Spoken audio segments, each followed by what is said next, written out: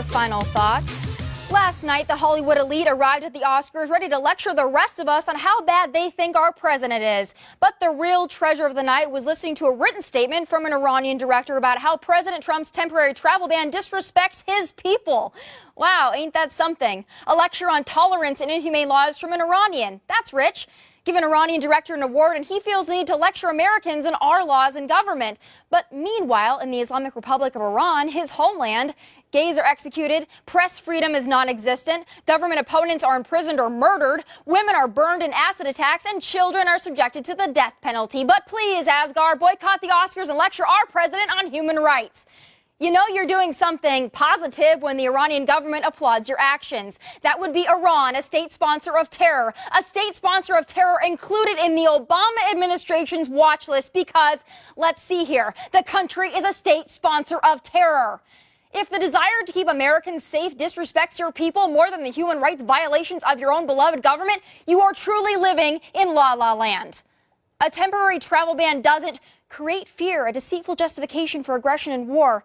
No, you've got it twisted. It's the jihadis trained and funded by Iran and those other 6 countries that create fear, aggression, and war. Are you freaking kidding me?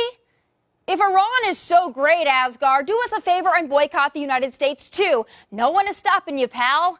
The fact you so arrogantly believe Americans, not the Hollywood elite, but the rest of us, should compromise our safety and security to save your feelings is amazing to me.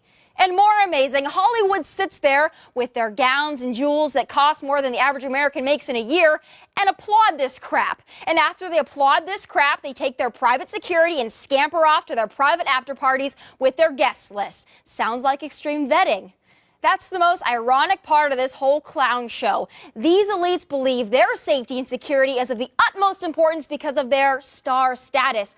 But don't believe the rest of us deserve to know who's coming into our country. Unbelievable. These people always have a cause to ramrod down our throats because their causes never directly impact them in the slightest. Oh, and last year they complained the Oscars were too white. But it's funny, I've never seen any of them embrace diversity of thought. No, to be a conservative in Hollywood is not only frowned upon, but also unacceptable. They exist, they just have to keep quiet. Part of the whole Hollywood liberal tolerance charade. Now, listen, you can keep your jewels, you can continue to stand up for state sponsors of terror or look down on Trump supporters, but luckily, we have a president, richer than all of you, who still cares about the average American.